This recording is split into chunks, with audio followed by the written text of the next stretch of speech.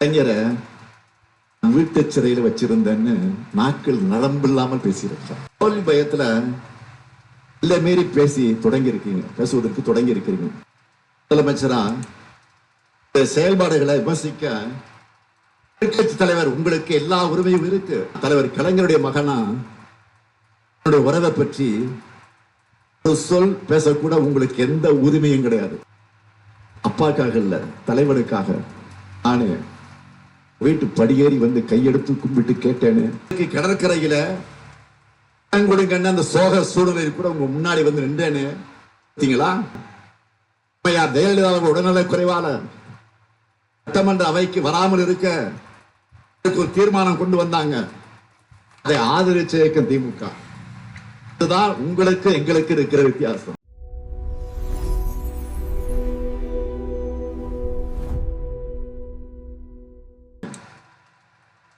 தமிழ்நாட்டுடைய நிர்வாகம் சீரடைஞ்சு ஆட்சி முடக்கப்பட்டு மாநிலமே படு பாதாளத்திற்கு தள்ளப்பட்டதை நீங்கள் எல்லாம் நன்கு அறிவீர்கள், மறந்திருக்க மாட்டீங்க. இதுவும் திமுகவோட கடைசி 4 ஆண்டு காலத்துல நடந்த சிலதை மட்டும் சுருக்கமா உங்களுக்கு நினைவுபடுத்த விரும்புகிறேன். ஜெயலலிதா வாழ்ந்த குடநாட்டிலேயே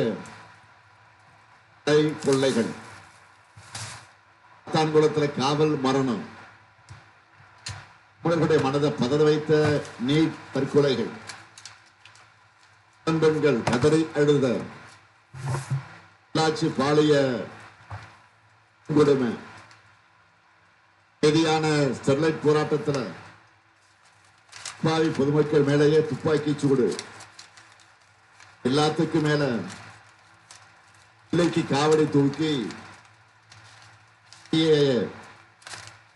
வேளாண் சட்டங்கள் போன்ற மக்கள் விரோத சட்டங்களை, சிறுபான்மை விரோத சட்டங்களை ஆதரிச்சு இடத்துலலாம் கையெழுத்து போட்டது. தமிழ்நாட்டோட நிதி உரிமை, மாநில உரிமை எல்லாவற்றையும் அடகு வச்ச அந்த பிளாஷ்பேக்கை நினைச்சால இன்றைக்கும் மக்கள் பீதி அடைவாங்க. இப்படிப்பட்ட கேவலமான ஆட்சியில் இருந்து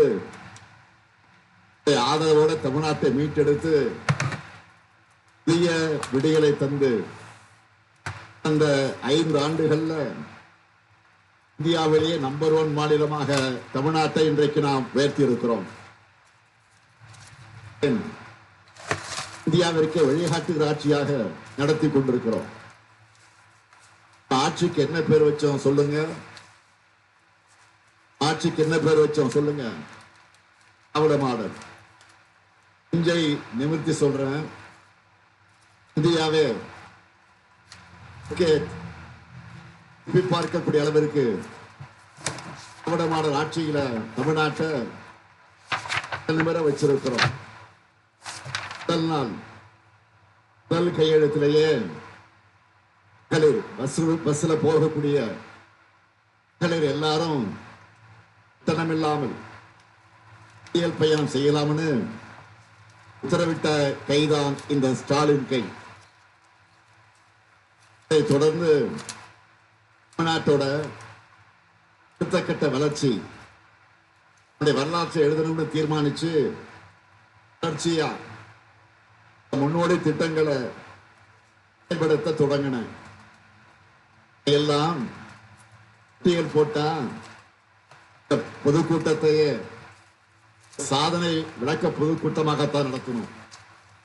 இந்த அளவுக்கு அளவு சாதனைகளை நாம செஞ்சிருக்கிறோம். திராவிட மாடல் ஆட்சியில திருநெல்வேலி மாவட்டத்திற்கு செஞ்சிருக்கக்கூடிய திட்டங்களை மட்டுமே தனி புத்தகமாக போடலாம். அதனால மிக முக்கியமான தாய்ப்பான சாதனைகள் மட்டும் செய்திகளா சொல்ல விரும்புகிறேன்.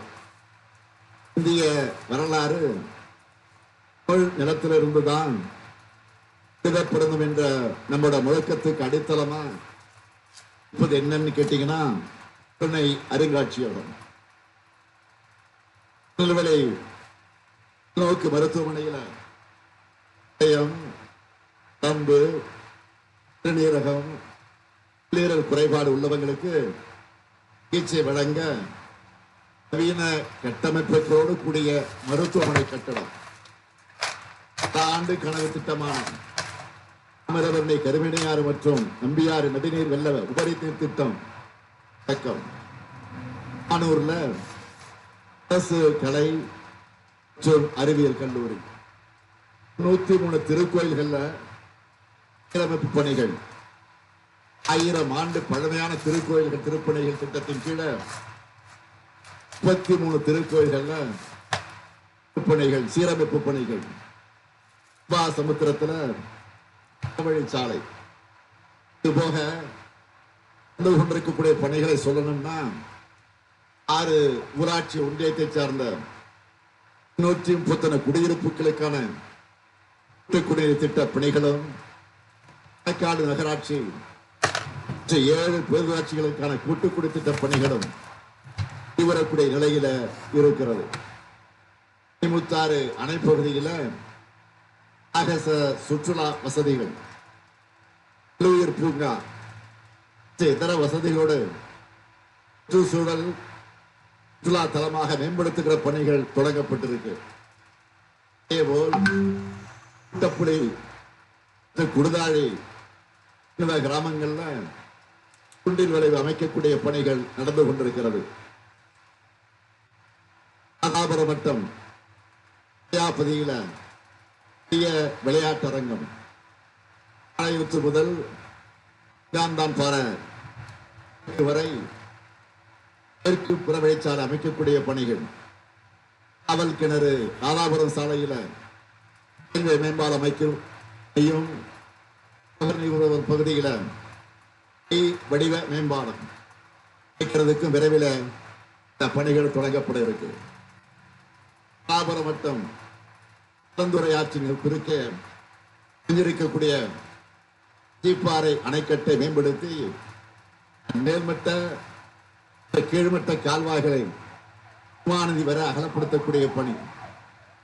சமுத்திர வட்டம் கிரமசிங்கபுரம் கிராமத்தில் ஆற்றின் குறுக்கே தேக்கம் அமைக்கவும், மகாதேவி வட்டம் வீரவநல்லூர் கிராமத்தில் லிமலவோடை குறுக்கே தேக்கம் அமைக்கவும், செயல்களை வட்டத்தில் இருக்கக்கூடிய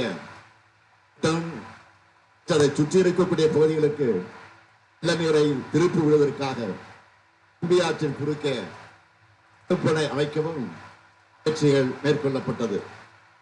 எல்லாத்துக்கு மேல பெருமையா சொல்லணும்னா, நேயத்திற்குரிய நிலத்தவர்கள் பேர்ல 100 கோடி ரூபாய் மதிப்பீட்டில் அவரும் உலகம் அமையவிருக்கிறது. இப்படி சாதனைகளை சொல்லிக்கிட்டே போகலாம். புலவை செஞ்சிருக்கிற துணிவோடு தான் கிட்ட உரிமையோடு வாக்கு கேட்க வந்திருக்கிறேன். பழனிசாமி அவர்களும் வாக்கு கேட்டு வர்றார். இப்படி வர்றாரு, தேசந்தனை இல்லாம தமிழ்நாட்டை நாசப்படுத்தின அவர் உலகத்தின் மொத்த உருவமான தன்னை மக்கள் கிடைச்சிட்டாங்கன்னு பத்தி கவலைப்படாம முடிவு பண்ணிட்டார். கிடைச்சிட்டாங்க மக்கள் முடிவு பண்ணிட்டார். அதனாலதான் தோல்வி பழனிசாமி திட்டங்களை எல்லாம் அடிச்சு புதுசா ரொட்டி கொண்டிருக்கிறார். நல்ல கலை உரிமை திட்டம்.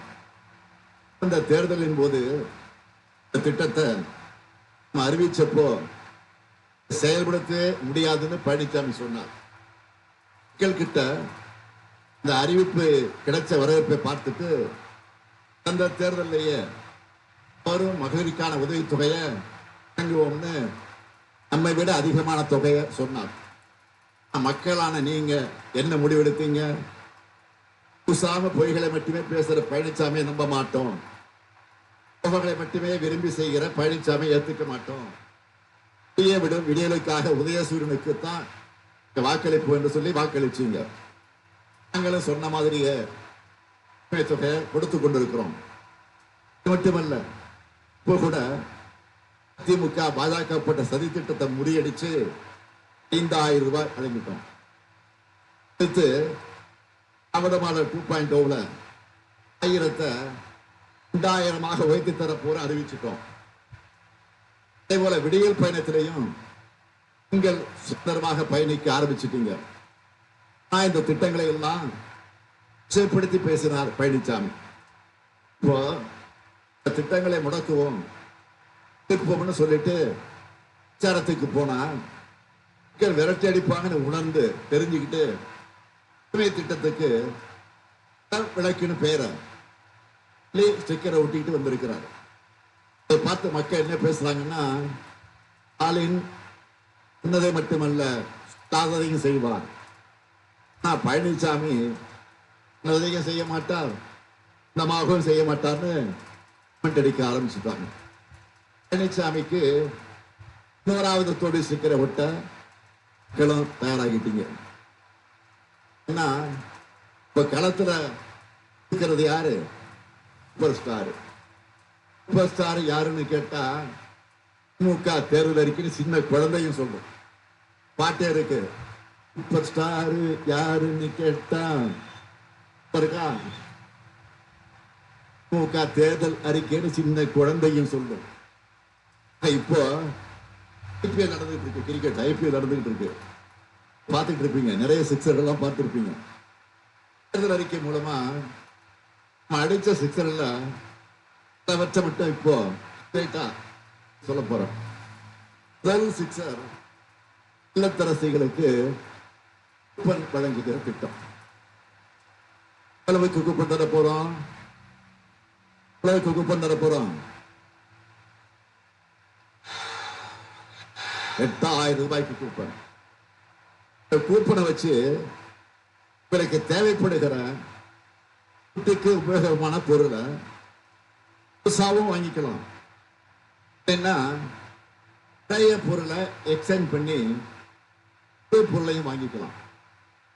உங்களுக்கு பிடிச்ச கடையில உங்களுக்கு பிடிச்ச பிராண்ட் வாங்கிக்கலாம். இது மட்டும் இல்ல, இல்லத்தரசிகளுக்கு இனிமேல் உரிமை தொகை 2000 ரூபாய் கிடைக்க போகுது.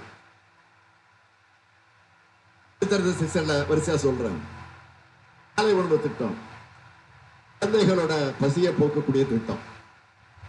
குழந்தைகளோட பசியை போக்குற திட்டம் மட்டும் இல்ல, இல்லத்தரசர்களுடைய பணிச்சுமையை குறைக்கிற திட்டம்.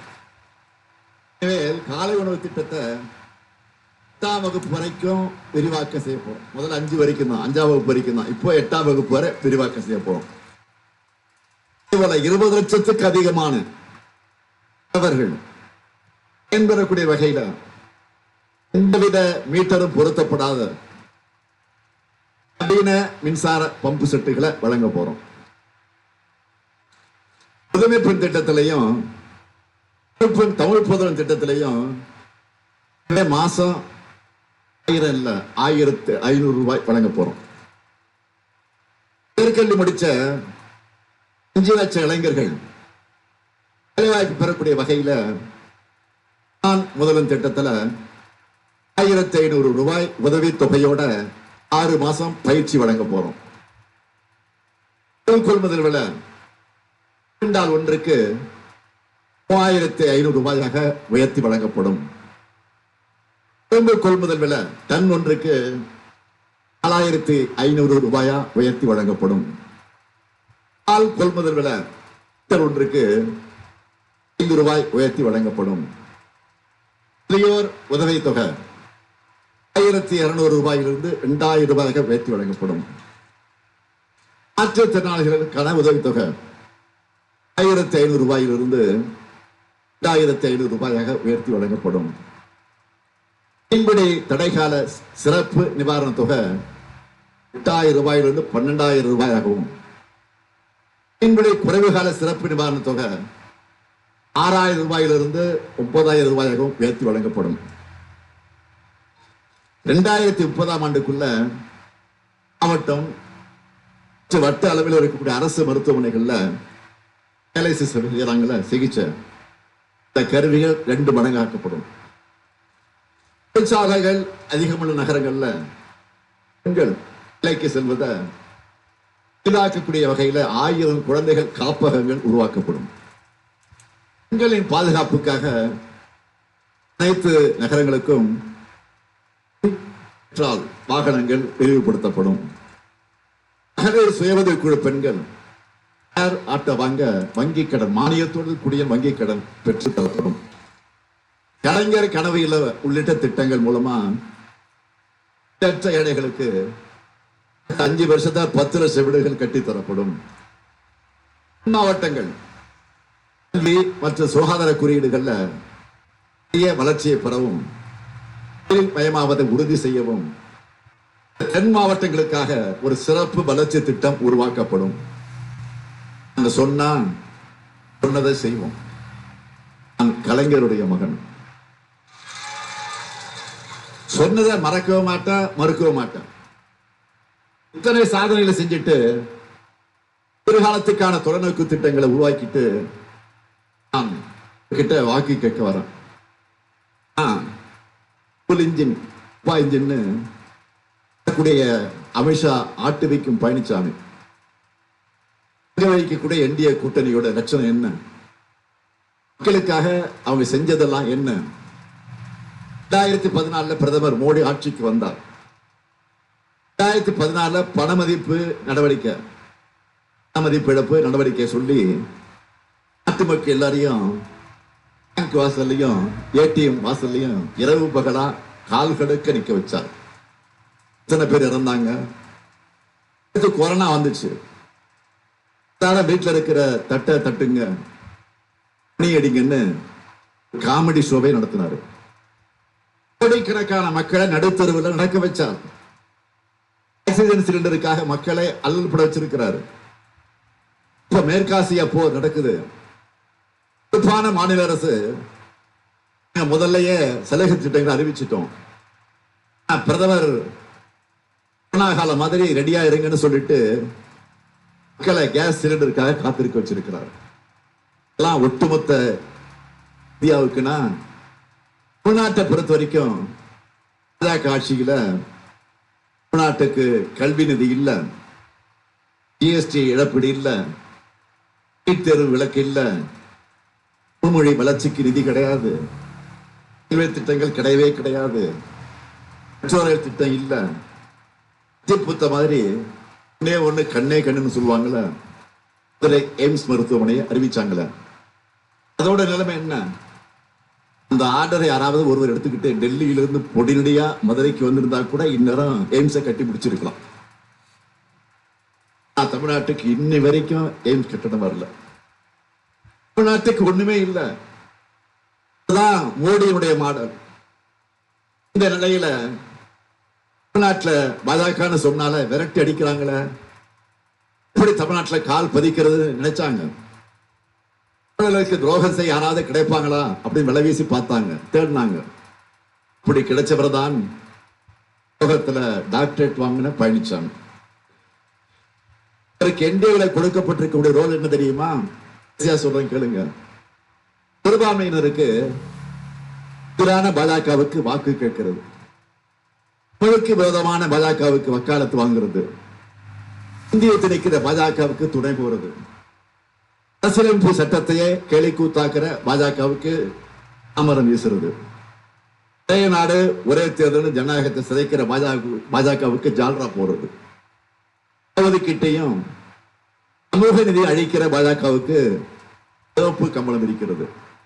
இறுதியா அதிமுகவை அமித்ஷா கிட்ட தாரை வார்க்கிறது. இதுதான் அவருடைய ரோல்.